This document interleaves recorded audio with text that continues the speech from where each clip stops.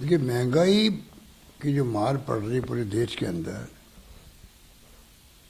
उसका अन्य कारणों के अलावा ये पेट्रोल डीजल की जो दाम बढ़ते बार बार, वो मुख्य कारण है। आप याद कीजिए, जब यूपीए गवर्नमेंट थी तो $140 प्रति बैरल पहुंच गए थे दाम। तब भी यूपीए गवर्नमेंट वक्त में ₹70 से ऊपर भाव नहीं गया, डीजल पेट्रोल का आसपास रहा, क्योंकि ₹10 से एक्साइज ड्यूटी लगती थी। अब आम जनता को तो इन बातों से वो बताते नहीं हैं, छिपाते हैं। उन्होंने ₹10 से बढ़ा के ₹32 तक कर दिए एक बार तो। और ये भी आम जनता को नहीं मालूम पड़ता है कि उसमें जो मुख्य एक्साइज ड्यूटी होती थी, उसमें राज्यों को हिस्सा बढ़ता था वापस। एक्साइज ड्यूटी इकट्ठा होती थी, वापस बढ़ती थी राज्यों को, वो खत्म कर दिया। राज्यों को खत्म कर दिया मतलब नहीं के बराबर कर दिया। और दूसरी एक्साइज ड्यूटी होती है एडिशनल, उसको इतना बढ़ा दे वो उनके खाते में जा रही है, और भाव बढ़ते जा रहे हैं जो आपके आसमान छू रहे थे।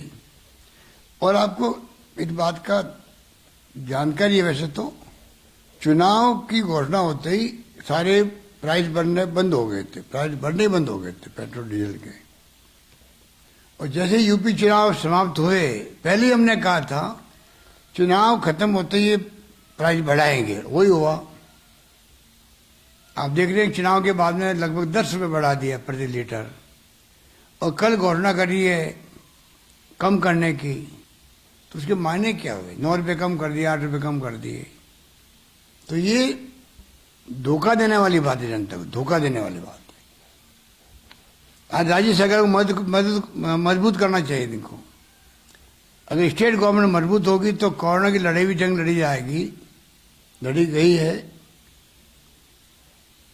अन्य गतिविधियां बढ़ेगी राजस्थान के अंदर भी, पूरे देश के अंदर भी।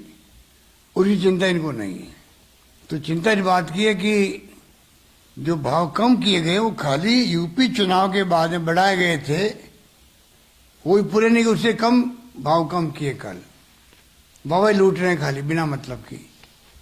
और उन्होंने जब कम किए, हमारा स्वतः कम हो जाता वैट।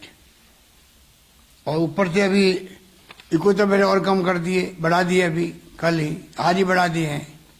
आम जनता को इनको मालूम है कि उनको पता नहीं लगेगा। तो मैं समझता हूँ कि ये परंपरा अच्छी नहीं है। जनता को राहत देने का वक्त है अभी, क्योंकि कोरोना की मार अलग पड़ी हुई है, रोजगार लोगों को मिल नहीं रहा है, महंगाई बढ़ रही है। देखने की बात। धन्यवाद।